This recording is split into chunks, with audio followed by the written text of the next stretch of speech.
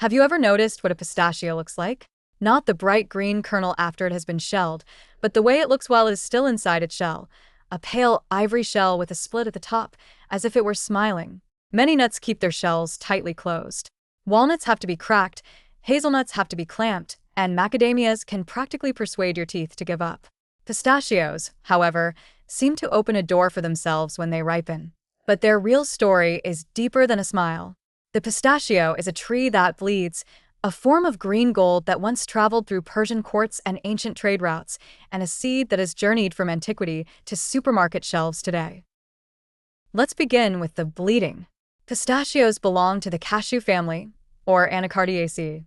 Mangoes and cashews belong to the same family. Many plants in this family have resin canals in their woody tissues. When the bark is injured, the tree releases resin that helps seal the wound. Pistachio trees can show a similar response. When resin first emerges, its color can range from pale yellow to a deeper reddish brown, and it may darken as it dries. Filming it as drops of blood falling from the trunk is a vivid metaphor. It is not animal blood, and not all pistachio resin should be described as bright red. So the bleeding tree is half botany and half an image that people have given to the plant. Because the pistachio has such an old cultivation history, that image has stayed attached to it. The cultivated pistachio's native range lies in West and Central Asia. In what are now Iran, Afghanistan, parts of Central Asia, and the Eastern Mediterranean, we can find its relatives and long histories of cultivation. Archaeological research has found pistachio remains at sites in the Near East and Anatolia. This shows that the nut entered the human food system very early, but finding a shell does not by itself prove one single center of cultivation. The date, the species, and the context of each site all have to be checked separately. Later, pistachios gained a status in Persian culture that went beyond food. They could be precious gifts or items served at a feast, and they could become poetic metaphors for smiles, lips, and abundance. Stories that lovers who hear shells cracking under the moon will receive good luck are closer to folk tradition than to court records that can be treated as established history. The pistachio's smile is really a contest of forces. While the fruit is still on the tree, an outer hull surrounds the hard shell. As the kernel grows, the interior becomes increasingly tight, and the shell splits at a structurally weaker point. The faint crack we hear in a bowl of pistachios is the result left by a ripening fruit. Wild or unselected pistachios do not all split neatly. Over generations, commercial cultivation has favored plants that are more likely to split naturally and that open in a way suited to eating. That is why the pistachios sold today have such a high proportion of open shells. In other words, the smile comes partly from the plant's growth mechanism and partly from generations of human selection. Ancient people interpreted the sound as a blessing, perhaps because it really does resemble a door suddenly opening at the moment of ripeness. Why is the kernel green? During development, pistachio kernels retain some chlorophyll, while other pigments also contribute to the color.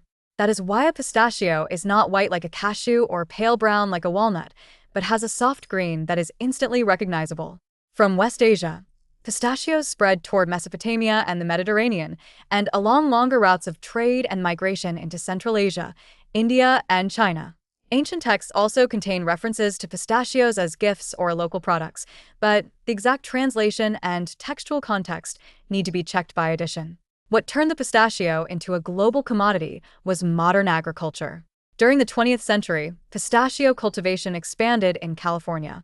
Hot, dry summers and relatively mild winters provided suitable conditions for the tree. Today, the United States and Iran are both major forces in pistachio production, while California helped turn the nut from a rare product into an industrial snack. A tree that once carried the atmosphere of a court traveled from the history of West Asia into California orchards, and then into supermarkets around the world. That is globalization, compressed into a single nut. When eating pistachios today, the first thing to remember is portion size. Nuts contain fat, protein, and dietary fiber, and they provide nutrients such as potassium and magnesium, but they are also energy-dense. A small handful of about 30 grams often contains close to 160 kilocalories, although the exact number varies by variety and product. Plain pistachios usually do not need much seasoning. Salted and other flavored products may bring more sodium, oil, or sugar. The purple skin around the kernel can also be eaten. Leaving it on or rubbing it off is simply a matter of texture and preference. Now, let's return to that orchard under the moon. The lovers hear a series of soft cracks and believe that good luck is arriving. We know that it is the kernel and the shell completing a contest of forces. The next time you open a pistachio, listen for that crisp snap. You are hearing both the mechanism of ripening and thousands of years of human imagination about good fortune. It is the tree's energy reserve, an ancient gift, a green symbol left by global trade, and a small bite with afternoon tea.